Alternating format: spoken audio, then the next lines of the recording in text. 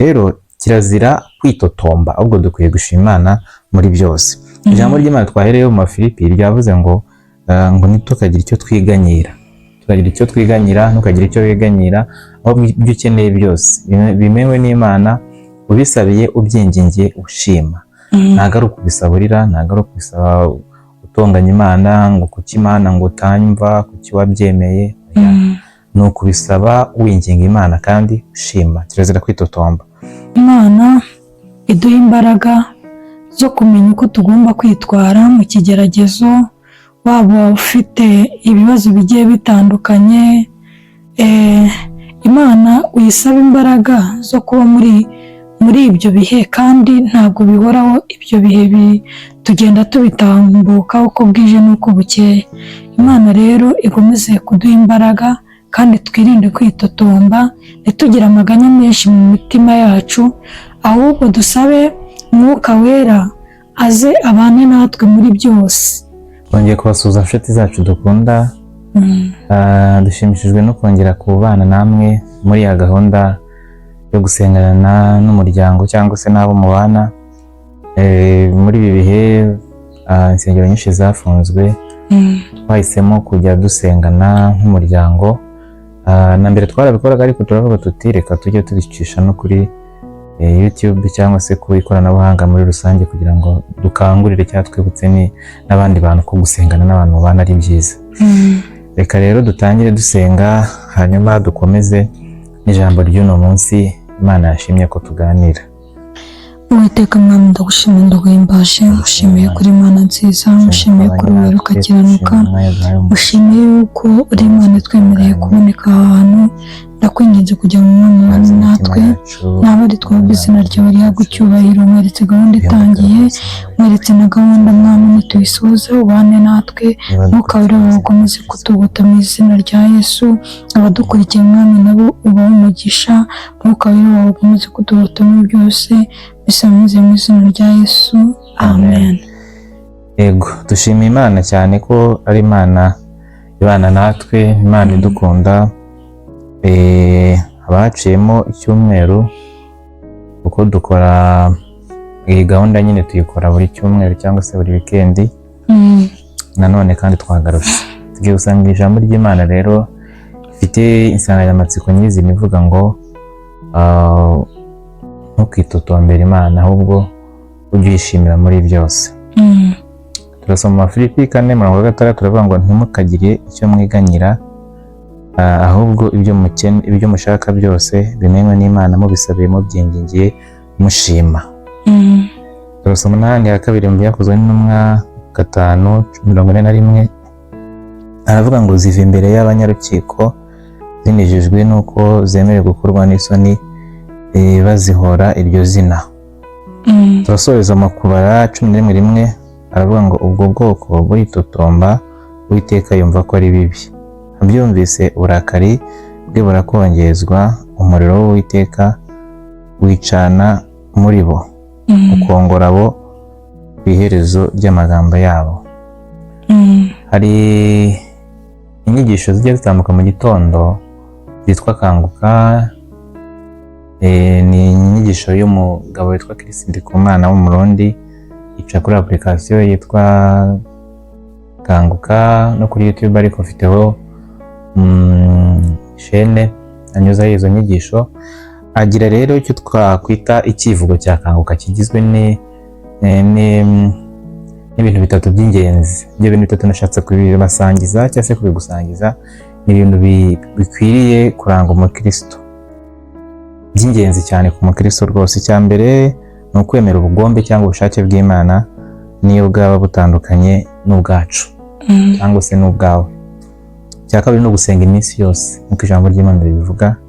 Icya gatatu, kirazira kwitotomba, ahubwo dukwiye gushima Imana muri byose. Ni nayo nsanganyamatsiko dufite, ko dukwiye gushima Imana muri byose kandi kizira kwitotomba. Iyo bivuze ngo kirazira, bitandukanye no kuvuga ngo ntugakore ibi. Bijya gutandukana mu kuntu, kuko iyo bivuze ngo kirazira no kuvuga ngo ibyo bintu ni itegeko, kandi iyo birenzeho ukabikora hari ingaruka zijyana nabyo kandi zitari nziza. biba ari ibintu mbega nyine umuntu ashobora ibintu bishobora kuba bitemewe kubikora ariko ntacyo bitwaye atari na bibi, ahubwo hari impamvu wenda zatumye babibuza. Ariko bivuze ngo kirazira ni uko ibyo bintu nyine biba bifite imiziro, nyine ni ibintu ikintu kiba ari kibi. Rero kirazira kwitotomba, ahubwo dukwiye gushima Imana muri byose. Ijambo ry'Imana twahereyeho mu Mafilipi ryavuze ngo ntitukagira icyo twiganyira, tukagira icyo twiganyira, ntukagira icyo wiganyira, aho ibyo ukeneye byose bimenywe n'Imana, ubisabiye ubyingingiye ushima.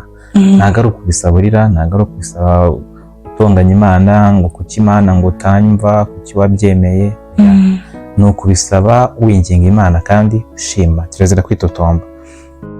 Twasomye ijambo ry'Imana mu Byakozwe n'Intumwa rivuga ku nkuru z'intumwa, uburyo bazikubise barazifunga, bazirenganya, bazuhura izina rya Kristo, ariko ngo aho bazirekuriye ngo zigenda zishimiye ko zarenganijwe baziziza izina rya Yesu, ngo zagiye zishimiye ko zarenganijwe zihorwa kuvuga iryo zina rya Kristo nyine. Rero biradukwiye ko natwe tutitotomba bitewe n'ibibazo runaka tugezemo. Wenda kugira ngo tugane ku musozo ntaza kuvuga ibintu byinshi, twasoreje mu kuva mu gice cya 11 umurongo wa mbere, hagaragazamo ni inkuru z'Abisirayeli. Turazizi, Abisirayeli bakuwe muri Egiputa cyangwa se muri Egypte, Imana ikoze ibimenyetso cyangwa se ibitangaza 10, bose babonesha amaso yabo, bavuyeho bashima Imana. Bageze ku nyanja itukura nabwo biba bigoranye, babona bapfuye birangiye, Imana ica inzira mu nyanja itukura barambuka. Bageze kuri Yorodani bigenda gutyo, inkiki zirika, Imana iraziritura. Nkuko nawe hari ibintu byinshi bitandukanye bikomeye Imana yagiye gukorera. Ariko benda kugera mu gihugu cya Kanani, abatasi bagarutse bababwiye uburyo ngo harimo abagabo b'Abanaki n'iki, ibintu bisa nk'ibiteye ubwoba, batangira kwitotombera Imana. Murabizi rero ko Imana byarangiye abo bari barengeje imyaka 20 bose barapfuye, baguye mu butayu. Imana yise bazengurutsa imyaka 40. Bivuze ngo ushobora kwitotomba. Aba Bisirayeli bitotombye benda gusohora ku isezerano cyangwa se ku cyo aho bashaka kujya.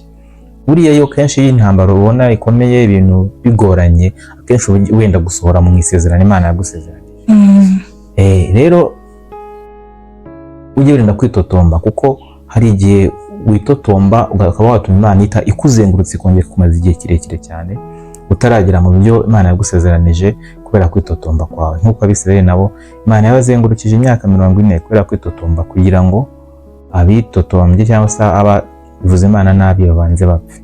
Rero wirinde Imana itazakurakarira ikaba yaguhanira ko witotombye. Kirazira kwitotomba, dukwiye gushima Imana muri byose.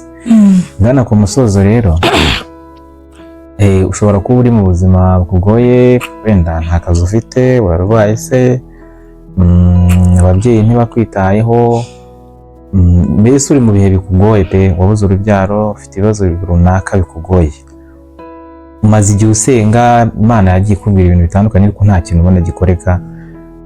Ubu noneho muri iyi minsi wenda yaranakwihoreye ntikuvugisha. Nubwo byaba bimeze gutyo cyangwa se bimeze gute, ntabwo wemerewe kwitotomba, ahubwo nubwo bikomeye witoze gushima Imana muri byose, kuko kwitotomba kirazira. Nibyo twashatse gutsindagira cyane ubwo ijambo ry'Imana ryabivuze. Kirazira kwitotomba kuko bizana ingaruka nyinshi mu Mukristo. Biburwaho Satani, bikanatuma umukristo Imana yamuhana, bikaba byanamuviramo n'urupfu nk'uko Abisirayeli baguye mu butayu bazira kwitotombera Imana. Iyi urugamba rukomeye rugiye kurangira, nabo byakomeye benda gusohora i Kanani. Reka nsubikira aha ngaha, Sheri nawe agira icyo avugaho, hanyuma twinginga Imana idushoboze kuko ubwacu ntabwo twabyishoboza. Haleluya. Amen. Sheri, Imana n'umugisha tugejeho amagambo meza, atubwira ngo ntitukitotombe, kuko muri iki gihe hari byinshi byatuma umuntu yitotomba, ariko ntabwo tubyemerewe nk'abantu bamenye Imana. Kuko umuririmbyi yararirimbye aravuga ngo ishobora gutinda cyangwa ikabanguka, nibwo mu Mana bwayo kuba yabikora cyangwa itabikora ntibikuraho ko yitwa Imana. Imana ihora ari Imana yacu. Rero Imana iduha imbaraga zo kumenya uko tugomba kwitwara mu kigeragezo, waba ufite ibibazo bigiye bitandukanye. Imana uyisaba imbaraga zo kuba muri ibyo bihe, kandi ntabwo bihoraho ibyo bihe, tugenda tubitambuka uko bwije n'uko bukeye. Imana rero igomeze kuduha imbaraga kandi twirinde kwitotomba, ntitugire amaganya menshi mu mitima yacu, ahubwo dusabe Mwuka Wera aze abane natwe muri byose. Kuko iyo umukristo yatangiye gutandukira akasiba wenda gusenga, kumva ibyo gusenga ntacyo bimubwiye, akumva acitse intege zo mu mutima, aho niho atangira kwivovotera Imana. Ariko niwumvira Imana ukaza usenga, ugashaka Imana ubudasiba, ugasenga Imana ubudasiba, bizagenda neza. Imana yo mu ijuru ikomeze kuduha imbaraga. Nibyo navugaho, kuko iri jambo umuntu arivuzeho yavuga ibintu byinshi, ariko Imana iturengere kandi ikomeze kuduha imbaraga. Amen. Asenge dushimira Imana kuri Imana nziza kandi kuri Imana ushobora byose. Ijambo ryawe ritubwiye ko kizira kwitotomba, nubwo bigoye nk'abantu, igihe umuntu ashiduka yitotombye, ariko dushoboze Imana, ahubwo duhore tugushima muri byose. Umugisha wadukurikiye, natwe uduhe umugisha, turusheho gukomeza inzira yawe Mwami dukiranuka, tuzasohore Mwami mu ijuru amahoro. Tugushimiye kubanye natwe kandi ko haje kwifuza kwacu, kuba twongeye imbaraga muri uru rugendo, maze kutugeraho kutwuzuza Umwuka Wera mu izina rya Yesu Kristo Umwami wacu. Amen.